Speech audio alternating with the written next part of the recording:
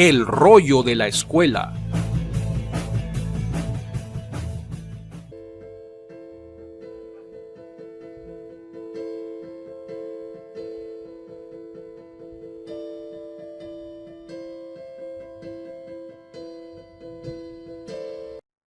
Hola, ¿qué tal? ¿Cómo están todos? Mi nombre es Jesús Mendoza, soy profesor en el área de divinidad aquí en la Escuela de Alejandría. Aquí nos acompaña nuestro querido profesor en la parte de historia del cristianismo, que de hecho es parte del tema que vamos a tocar o está relacionado. Muy buenos días, muy buenas tardes y muy buenas noches. También desde qué latitudes se están conectando con nosotros, debido a que a mí me agarraron un poco tarde y no sé qué hora es allá en Colombia, Lucas, pero bueno, les mandamos un fuerte saludo. ¿Qué tal, Lucas? ¿Cómo estás? Muy bien, hermano Joshua, ¿cómo estás? Un placer compartir este rollo de la escuela junto a vos. Algo que no lo hemos hecho, este es nuestro primer rollo compartido y vamos a ver qué tal sale. Sí, sí, bastante así como, eh, que eso es lo bonito. Es un poco improvisado, o sea que aquí tenemos bastantes ideas retenidas y eso es lo bueno. Un tema que me parece no poco polémico, tal vez este rollo si se alarga un pelo se pueda terminar editando en dos, no lo sabemos, pero vamos a conversar aquí largo y tendido sobre algo que me parece interesante, que es este tema de, em, voy a decir mejor, como recientemente en la escuela se ha publicado un rollo que se llama la Escuela de Alejandría Liberal, hay varios conceptos respecto a las distintas denominaciones y distintas líneas teológicas que la gente no tiene muy claras. Entonces, vamos a tocar una que por demás, sobre todo en el mundo evangélico, no es muy bien vista o el concepto que se tiene no es muy bueno, que es precisamente la de nuestros hermanos romanistas, la de los católicos. ¿Qué hay o qué nos puedes comentar sobre la teología católica y, por sobre todo, el aporte que ha hecho a no solo a las ciencias bíblicas, sino también de muchas formas a los postulados dentro de cómo podemos ver el cristianismo actualmente, ¿no? Te escucho primero.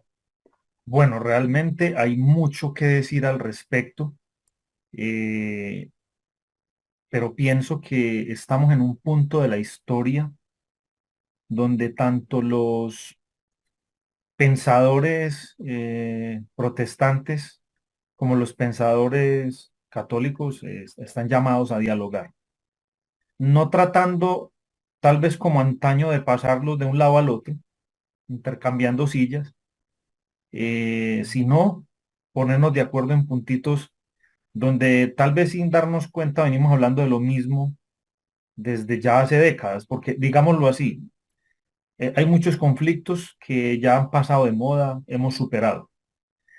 Quiero comenzar diciendo técnicamente esto.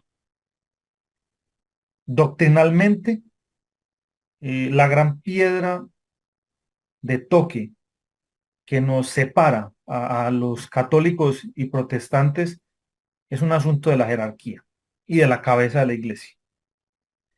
Y el segundo punto, que también va muy de la mano de eso, entre comillas, pero ese segundo punto va a pasar algo muy gracioso que ahorita lo voy a comentar, es las fuentes de la revelación. O sea, lo primero que nos va a separar a protestantes y católicos es nuestra concepción sobre la jerarquía eclesiástica, principalmente sobre el Papa, puntualmente. Y por el otro lado, eh, es lo que tiene que ver con las fuentes de la revelación. Entiéndase, dogmáticamente, a partir del Concilio de Trento, para la Iglesia Católica, las dos grandes fuentes de la revelación son la escritura y la tradición, a la par, a la par.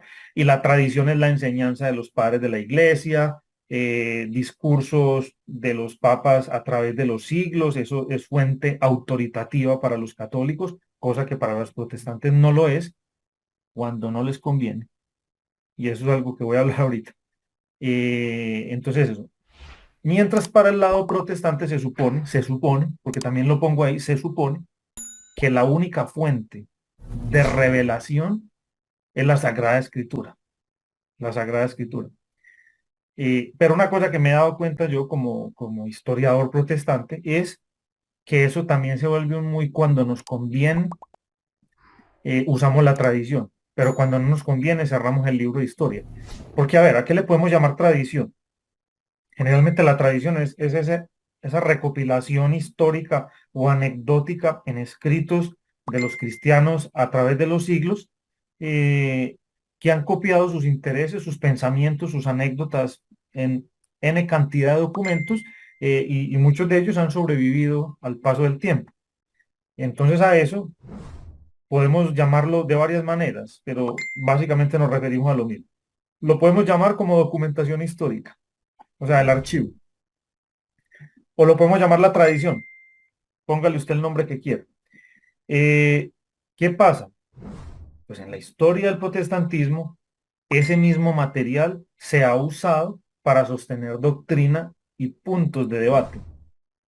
Por eso digo que en ese sentido los protestantes somos una cosa complicada porque usamos la tradición dogmáticamente cuando nos conviene, pero cuando no, cierra el libro o hagas el loco que eso no existe, hablando en la práctica.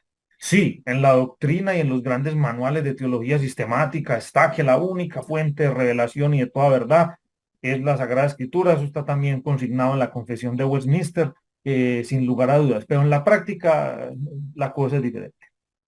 Y creo que básicamente en un estudio serio, que pretenda ser académico de la escritura, sabemos que necesariamente necesitamos el peso de la historia para entender inclusive nuestras maneras de leer la Biblia, que han cambiado, que han cambiado. Por ahora voy introduciendo eso yo porque me puedo ampliar mucho aquí en el tema, pero quiero ir dejando esos comentarios sobre la mesa. Bueno, déjame como soporte a lo que mencionas, una cosa que a mí me llama mucho la atención.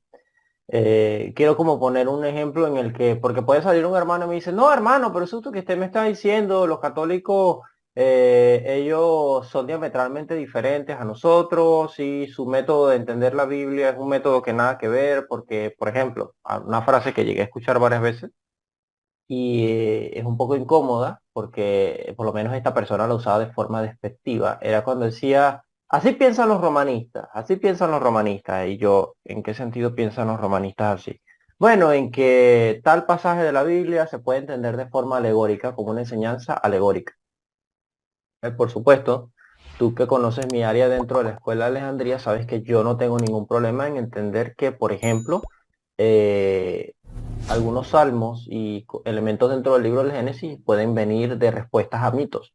O sea, pueden tener una conexión directamente relacionada con algún aspecto mitológico, alguna teología que choca con la idea cultural de otra, valga la redundancia, de otra cultura, pero no necesariamente, siempre hay que tomar literal algunos elementos del texto bíblico. O sea, no necesariamente están siendo histórico-literales, como se les llama, o como los llaman algunos. Entonces, esa decisión por parte de algunos académicos de no ver necesariamente este pasaje como algo literal, sino que puede tener una enseñanza dentro de una alegoría, ellos lo tachan, este grupo de personas reformadas lo suelen tachar de eh, irse por una vía romanista, irse por una opinión o por una idea que puede apoyar la Iglesia Católica Romana.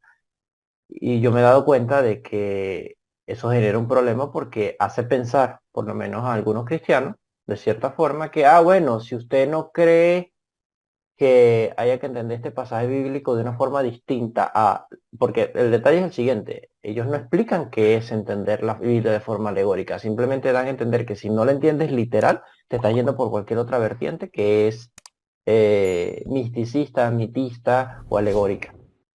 Lo interesante está en que ellos dicen que eso es algo que hacen los romanistas, por ende, si tú tomas esa postura, estás cayendo en un Es error negativo, doctrinal.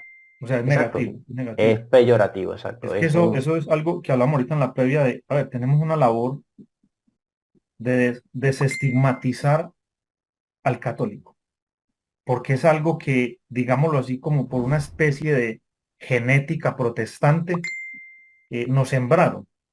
Usted no puede querer al católico, usted no puede ver al católico como un igual, el católico es su adversario. Y seguramente a muchos católicos también les enseñaron lo mismo. Tampoco vamos a decir mentira, o sea, nos enseñaron a vernos como rivales y rivales antagonistas. Entonces eso nos hace inclusive desestimar y no valorar cualquier aporte positivo que pueda venir. O sea, eh, y creo que en la escuela hemos tenido la oportunidad de acercarnos a teólogos católicos con unos aportes espectaculares, o sea, unos análisis bíblicos que a veces difícilmente me los he encontrado del bando protestante. Todo hay que decirlo, todo hay que decirlo, inclusive en traducciones bíblicas. Es bien sabido para los que nos siguen y nos escuchan de tiempo atrás que una de las versiones bíblicas que valoramos acá en la Escuela Alejandría es la Biblia de Jerusalén. La Y Biblia católica. nos parece excelente trabajo. Eh, yo sé que de entrada, Joshua, al arriesgarnos a hacer un video como este, ya podemos estar poniendo sobre nuestras espaldas la mácula de ecuménicos, pero estoy dispuesto a que me digan lo que quieran a nombre de hablar con honestidad y con sinceridad. Yo creo que hay cosas que hay que decir que son incómodas. Eh, Bueno, hay una realidad precisamente con eso de que es incómodo, pero es una realidad. Yo podría también decir que si no fuese por el esfuerzo, vamos a decirlo así, por el esfuerzo de grupos de distinta índole y de distinta denominación, no tendríamos de los mejores trabajos académicos que han ayudado mucho a traducciones. Y por ejemplo, no me tengo que ir muy lejos. El gran comentario de la Uncle J Bible, que sabemos que es un comentario bíblico de los mejores del mundo, es un comentario que se hace en comunidad. Se hace tomando en puntos de vista de un judío, puntos de vista de un cristiano católico, un cristiano protestante, de un musulmán inclusive en alguno de los libros. ¿Por qué? Porque ellos están llegando al punto de que, ok, estos son expertos y todos ellos nos están tratando de dar información útil a la hora de armar el comentario para llegar a un consenso que digamos, ok, esto es lo que hay. Porque por lo menos una de las cosas que yo considero una ventaja en el mundo académico es, tú puedes tener tu postura teológica, claro que sí, pero no puedes ignorar la evidencia. La evidencia es la misma para mí, para ti, para él y para ella. El texto dice esto. la Listo. evidencia, por lo general, es objetiva. Las opiniones no. De hecho, creo que metodológicamente, yo lo sostengo así. Hermano, discutamos sobre argumentos y sobre evidencia. Sobre opiniones no vale la pena. No vale la pena. Claro. Porque es que el argumento está en la cabeza, la opinión está en el corazón. Y mover algo que está en el corazón, vea hermano, eso no lo dejo sino a Dios. Él es el único que conozco que es capaz de remover algo que está metido en el corazón. De resto nadie, ni ser humano, ni poder psicológico, ni ninguna ciencia ha logrado remover algo que está en el corazón. Entonces, por seriedad y por respeto inclusive a mis hermanos y a mis alumnos, yo les digo una cosa. Yo discuto sobre argumentos y sobre evidencia, sobre opiniones, ahí no hay nada que discutir.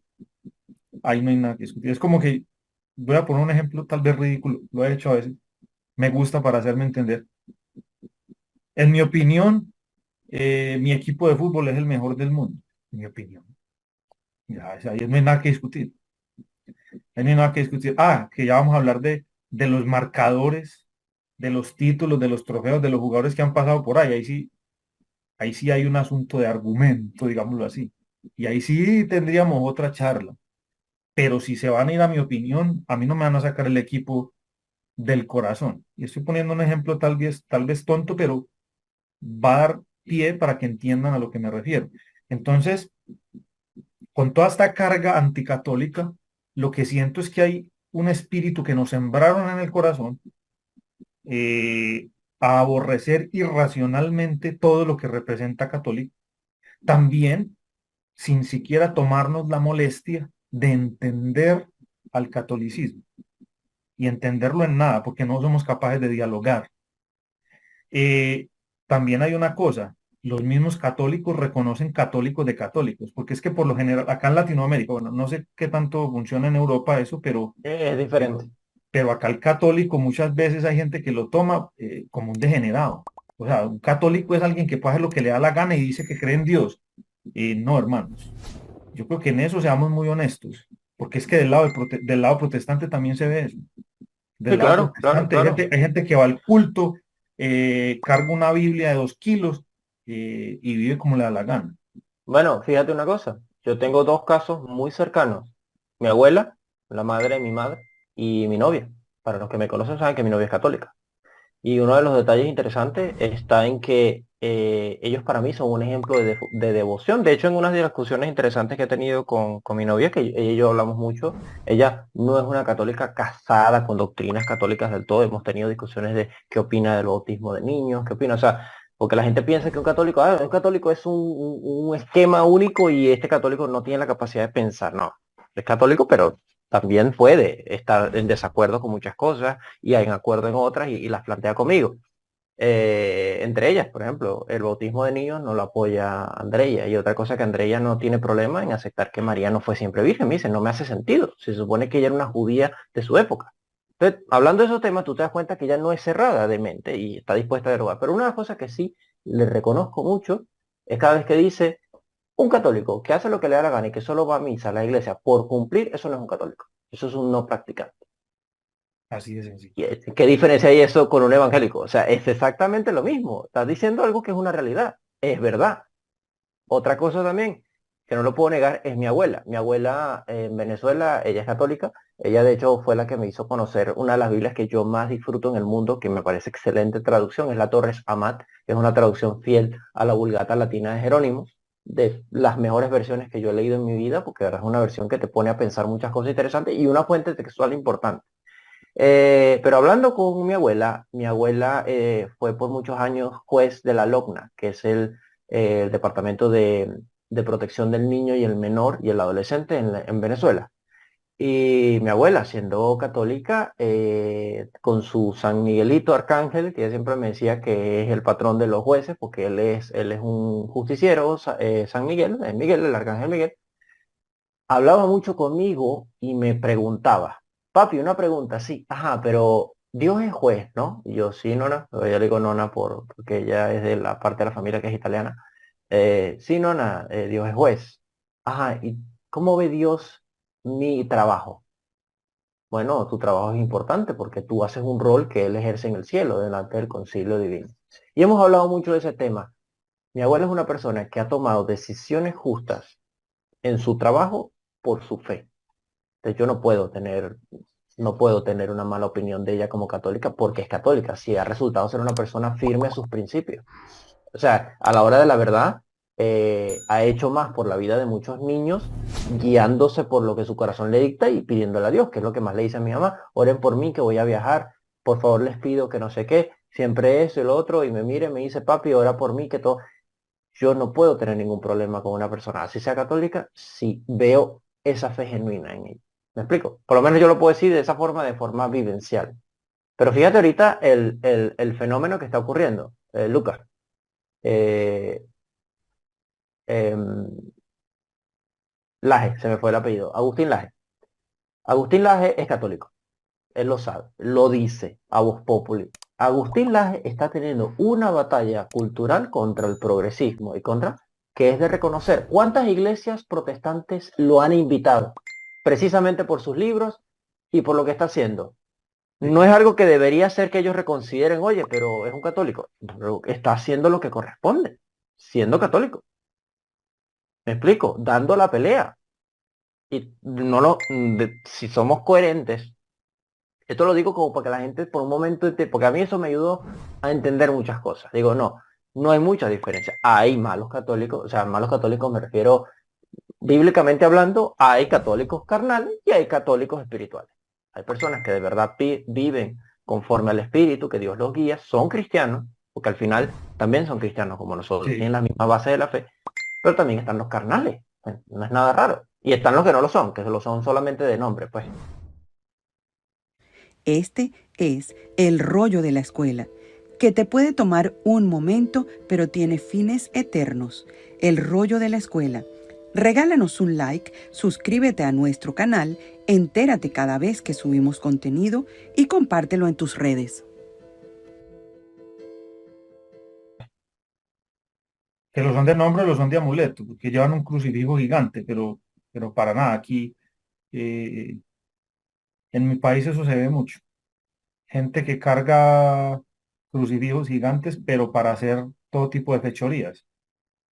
Claro, Entonces, bueno, yo creo que ahí no hay nada ni siquiera que discutir. Yo creo que en eso podemos estar de acuerdo todos. Lo que ciertamente es que hay una gran reflexión teológica muy piadosa, no menos piadosa que la del mundo protestante, en torno a las escrituras, en torno a lo que enseña la palabra, y sobre todo que tiene un deseo de agradar a Dios, de agradar a Dios.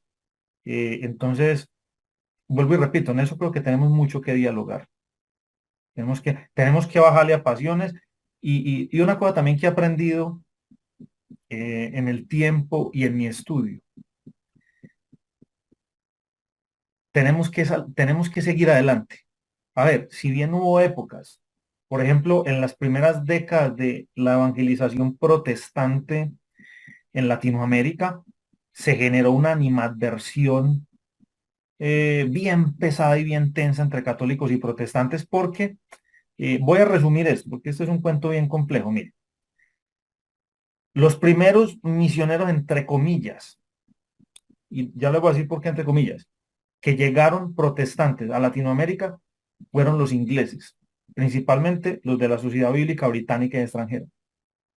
Qué curioso, ellos no venían a evangelizar América, porque ellos consideraban que América ya estaba evangelizada. Sí, que para ellos el modelo católico dejaba mucho que desear, pero ya estaba evangelizada. La misión de ellos era poner una Biblia en las manos de cada cristiano. Cambia mucho la torta, porque parece como si se volteara la moneda cuando entran las misiones norteamericanas. Porque las misiones norteamericanas entran en choque directo con la Iglesia Católica. Y es donde se escriben los grandes sermones, los grandes libros, hay tratados enteros, hay discusiones en la prensa de época, inclusive satanizando hasta más no poder a la Iglesia Católica. Se usan todo tipo de epítetos despectivos, eh, sobre todo en aquellos primeros tiempos de la teología dispensacional, donde se hizo muy famoso la asociación de la Gran Ramera con la Iglesia Católica, bien conocida en estos espacios, y así. Obviamente también hubo una sí. reacción católica. eh, en muchos puntos es difícil determinar quién atacó primero, pero comenzaron unos ataques súper hostiles y a eso súmele una cosa que agrava el asunto.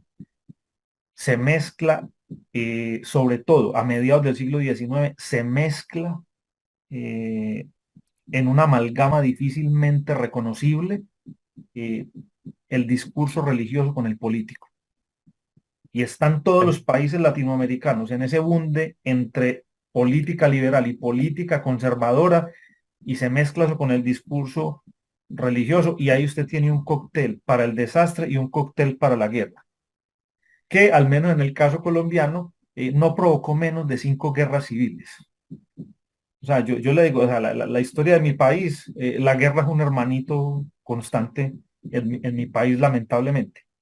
Y Tu país básicamente, es el protagonista. Tu el, país el- que es el- el protagonista de la película esta que acaba de salir.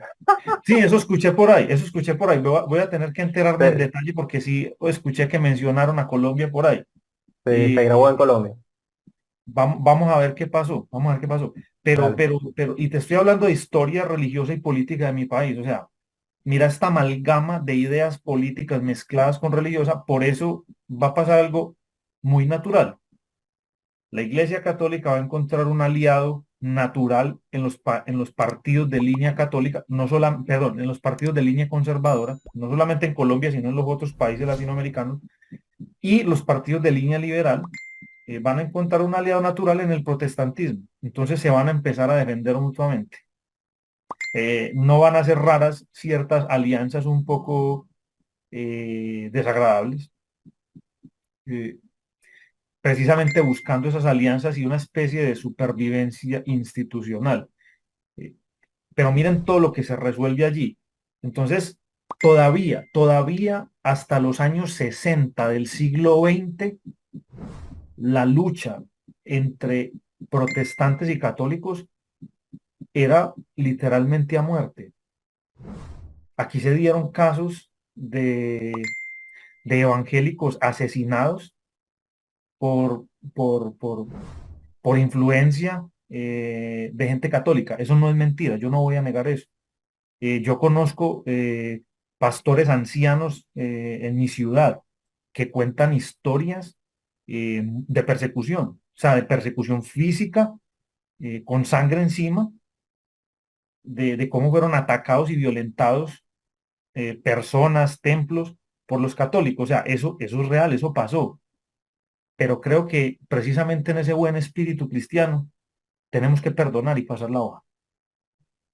Eso sí es cristiano, eso sí es Ujú. cristiano. Lamentablemente para ese amarillismo cultural, ese amarillismo lamentablemente a veces que se vuelve cristiano de parte y parte, de católicos y de protestantes, se quedan en eso, se quedan en eso. Bueno, fíjate, Y satanizar al otro llena páginas de periódicos. Joshua, vos sabes sí, que claro, el chisme vende, hermano, el chisme vende, el amarillismo gusta, entretiene el paladar, pero tú, no nos lleva a ninguna parte. tú notas un dato que es que, sobre todo con la historia, es una de las cosas más obvias de ver y tú estás dando muchos ejemplos. A mí uno de los grandes choques que, vamos a decirlo así, uno de los grandes choques que yo llegué a tener fue precisamente viviendo en Escocia, porque en Escocia hay un fenómeno muy interesante. Históricamente, Escocia es parte del Reino Unido, que es protestante, pero Escocia odia todo lo relacionado con Inglaterra por cuestiones históricas. Y ellos reconocen su fe más fuerte, y yo lo sé porque hay muchos ateos en Escocia, pero los que no son ateos, la mayoría son católicos, la mayoría. Y tú hablas con los escoceses, ¿por qué es católico? Dice, porque es la Santa Iglesia.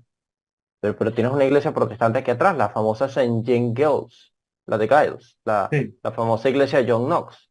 Y dice, no, pero es que John Knox es un desgraciado.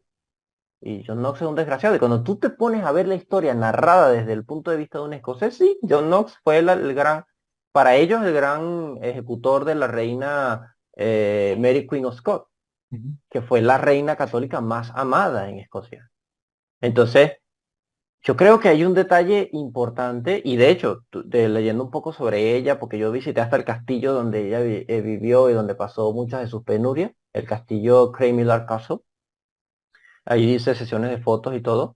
Ese castillo me hizo contactar con personas pues que saben de la historia. Luego hice unos tours allá en el centro. Bueno, hay quienes ponen a Jon Snow casi que como un demonio, que eso nunca falta, pero también están los que lo ponen como un héroe.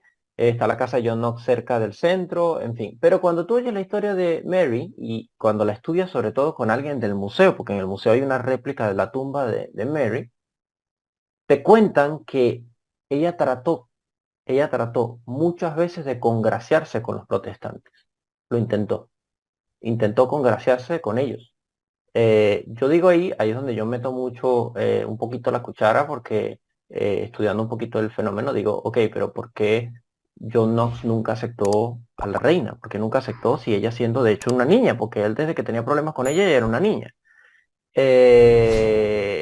Yo creo que por la fuerte influencia ultra calvinista que él tenía, precisamente por ser un Él se educa en discípulo de... Ginebra, él se educa en Exacto. Ginebra, Pero te porque pone... tenía correspondencia nada más ni menos que con Teodoro de Beza, Sí, el discípulo amado pero de Calvino.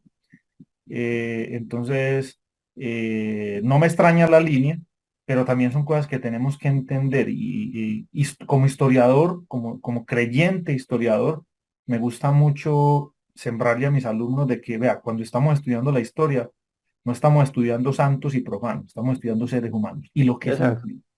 No hay ningún personaje totalmente malo, ni hay ningún personaje totalmente bueno. Eso no pasa, muchachos. Que la gente no lo percibe ni siquiera en la misma Biblia. Porque es una de las cosas que, por lo menos escuchando al hermano Luis Jovel, a mí me llamaba la atención. Le digo, ¿por qué la gente habla del rey David como si el rey David no fuese humano?